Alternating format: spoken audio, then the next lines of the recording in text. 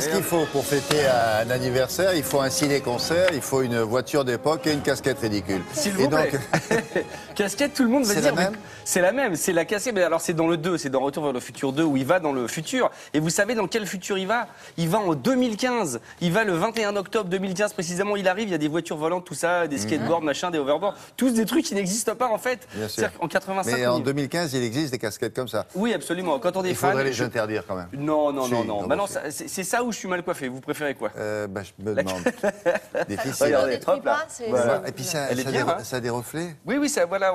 Si jamais vous êtes c'est très 80. dans la nuit, on peut vous retrouver facilement dans la forêt, par exemple. C'est très beau. Bien ça. Pourquoi je parle de Retour vers le futur? D'une part parce que c'est un de mes films fétiches que je suis tellement fan, et puis parce que pour les 30 ans, il y avait un ciné-concert, vous en parlez. Le ciné-concert, on rappelle ce que c'est. Oui. On projette le film, donc vous avez les dialogues, les bruitages, tout ça. On enlève toute la musique du film, et sous l'écran, on met un orchestre, si possible 80 musiciens au minimum, et qui joue la musique du film en live, en vrai. C'est extrêmement casse-gueule. C'est super casse-gueule, parce que autant la musique du film, elle a été enregistrée en studio, bout par bout, bout par bout, on peut la refaire, autant là, elle est jouée en vrai. C'est-à-dire que il faut vraiment qu'il se case entre les dialogues. C'est au cordeau, etc. Il a une bande rythmo. Enfin, vous allez voir dans le sujet, parce que le sujet est très très bien fait, je ne vais pas vous mentir. Musique de qui on l'a dit, au fait? Musique de Alan Silvestri. Qui est Alan Silvestri? C'est un des compositeurs fétiches de Robert Zemeckis. Seul au monde, Forrest Gump, vous savez, Qui veut la peau de Roger Rabbit, Retour vers le futur, puisque la trilogie de Robert Zemeckis, c'est ce monsieur qui est là, Alan Silvestri, qui a fait après Une nuit au musée, qui a fait Abyss, enfin voilà. Il fait plutôt du truc qui déménage, quoi. C'est pas un film intimiste à deux personnes, quoi. Non, il y a peu, à part Seul au monde, vous savez, où Tom Hanks est tout seul sur une île. Où d'ailleurs, il y a très peu de musique. Toute la première partie, il n'y a pas de musique, c'est juste dans la seconde partie.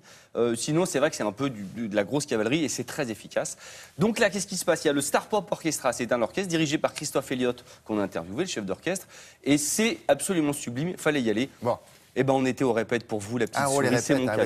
Voilà. C'est coulisses, quoi. Exactement.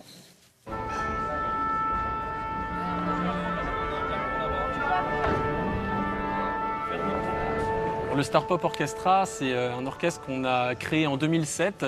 On a eu cette volonté et cette idée de vouloir faire un orchestre symphonique de grande amplitude pour populariser l'orchestre symphonique, de donner cette image d'un orchestre dépoussiéré pour que le public qui ne vient pas d'habitude vienne voir des œuvres qu'ils ont envie de voir, comme par exemple justement la musique de film, la musique de jeux vidéo. Voilà, c'est le genre d'événement qu'on voulait faire et on en est ravis.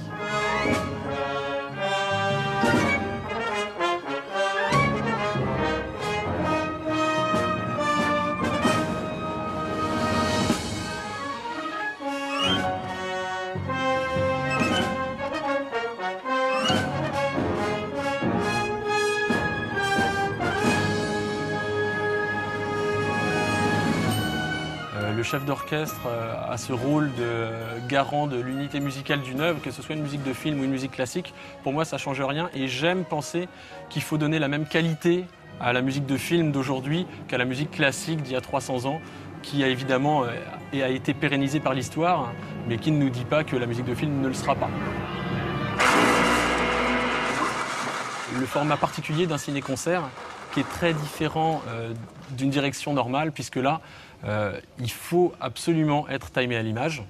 Et donc ce timing à l'image rend une difficulté supplémentaire par rapport à la direction. Et pour ça, il y a tout un tas de techniques.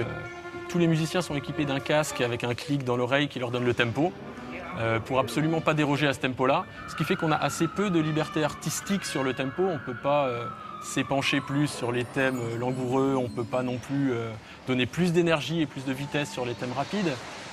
Mais on est absolument obligé de rester carré.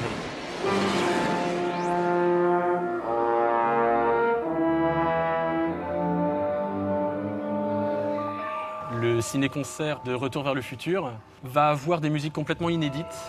Spécialement pour le ciné-concert, Alan Silvestri a réécrit la partition et il va y avoir beaucoup plus de musique symphonique que dans l'original.